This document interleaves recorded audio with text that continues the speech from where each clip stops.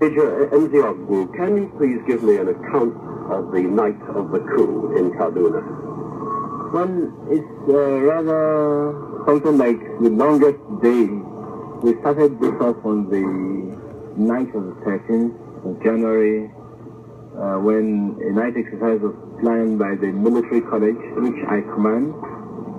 We took our troops to the ground and taught them how to do night attacks.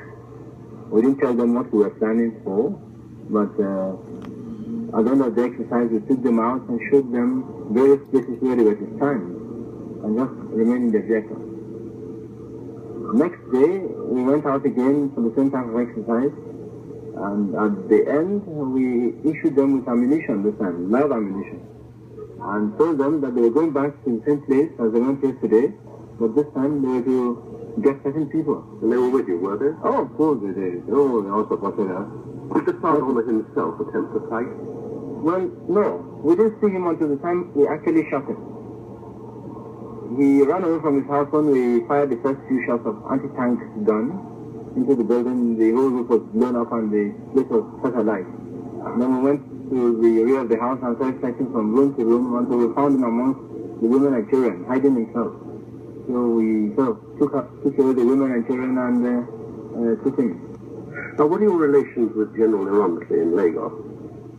Well, very good. He's my boss. I have always been under him, and I still am under him. There isn't really any problem. A few misunderstandings arose, but this was due to the publication in the press and by announcements over the radio. At one time, they started calling us in Kaduna rebels, whereas in fact the revolution was all a planned affair all over the country, and many other people.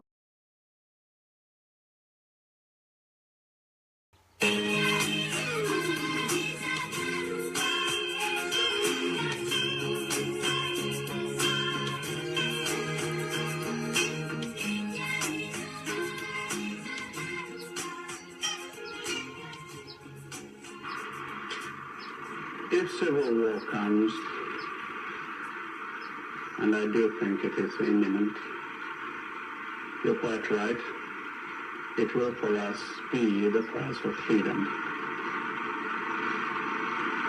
Our people here have for a long time been prepared for this eventuality, and I am confident of their readiness. I think that when it does come, the people on the other side would be surprised as to what they're going to get. And I'm confident that it will not last long. 2 months ago, it appeared Nigeria was close to winning its war with Biafra, but now the fighting seems to be at a stalemate, apparently because French weapons now are reaching the Biafrans. Half of Biafran's 7 million people are said to be nearing starvation, and only a few food shipments are being flown in. We have obtained some extraordinary film of the war in Biafra made by French cameramen, fought by a group of Biafran commandos and their white mercenary leaders.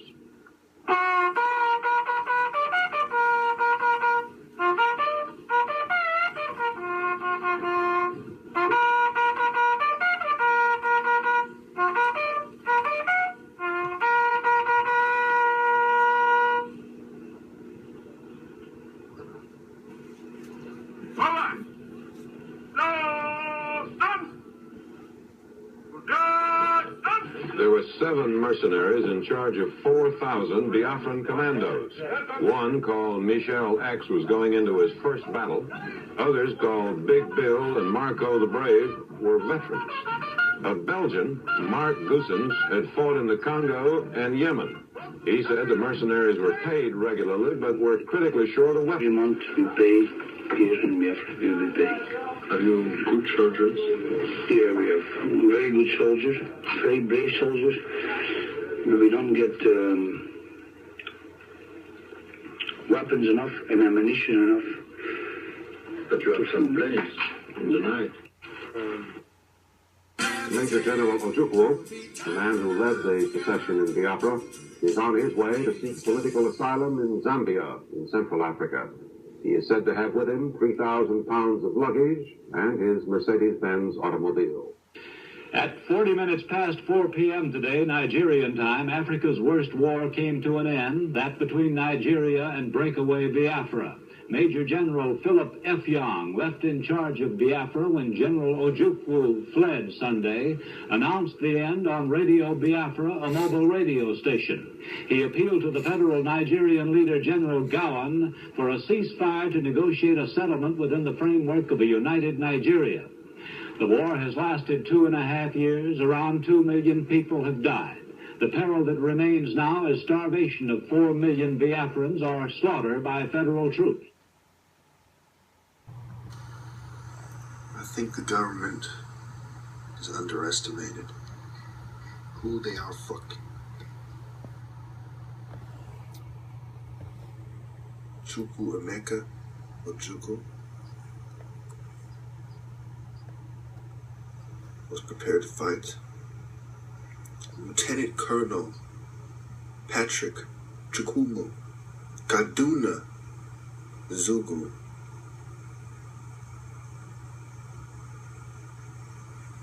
led the charge against the corrupt.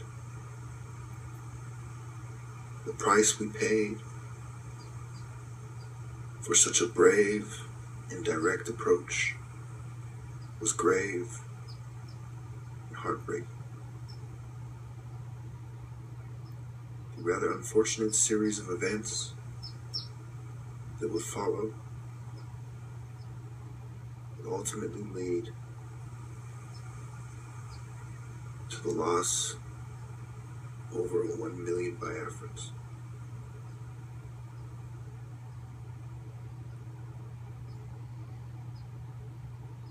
So some may say that I, of all people, should know why war and attacking the power structure is not the answer. And I would say to them that I, of all people, have learned from the mistakes of the past and know how to be successful this time. No enemy is too great for a determined people. No risk is too horrendous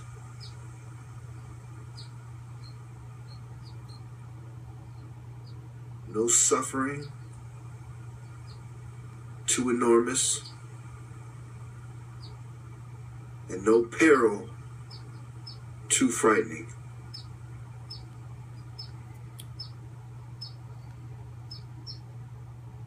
The unprecedented chain of events that is to come is not only God's will, but the logical and irrefutable decision of righteous freedom fighters across America. If it is to be said that America was the land of the brave, it is because of you, my brothers, my compatriots in this righteous cause. What is to come has been ordained by God, and I have no doubt.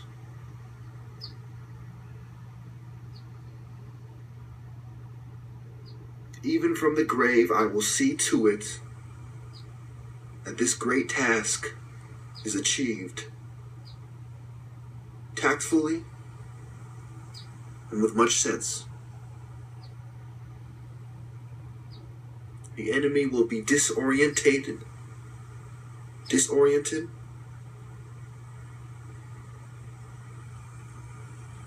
and he will be disheartened as he sees that we are not playing chess as amateurs,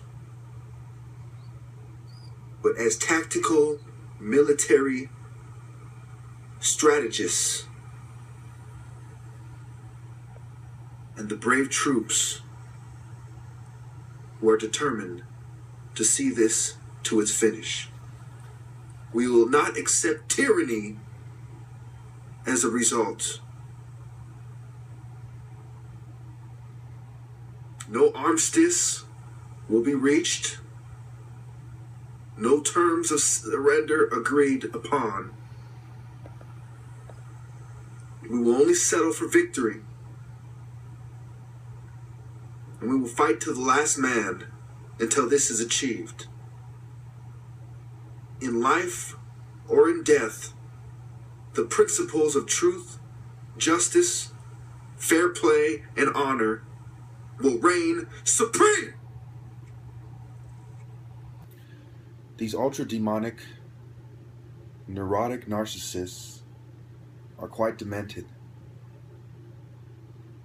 And what they are doing is deeply rooted in their own upbringing. This congenital, destructive path that they have put themselves on can only be explained by a lack of proper rearing.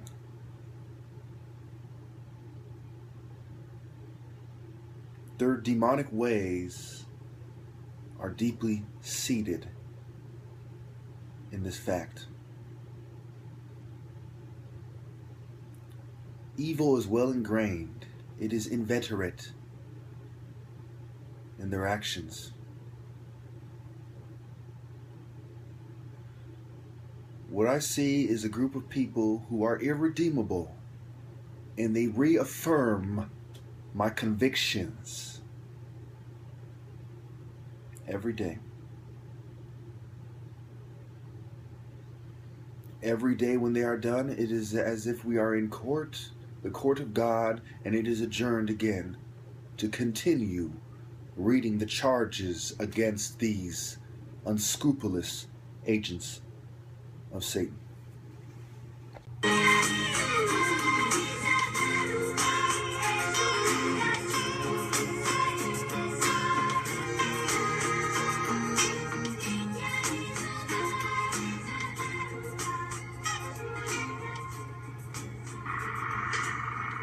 If civil war comes, and I do think it is imminent, you're quite right. It will for us be the price of freedom. Our people here have for a long time been prepared for this eventuality, and I am confident of their readiness. I think that when it does come, the people on the other side would be surprised as to what they're going to get. And I'm confident that it will not last long.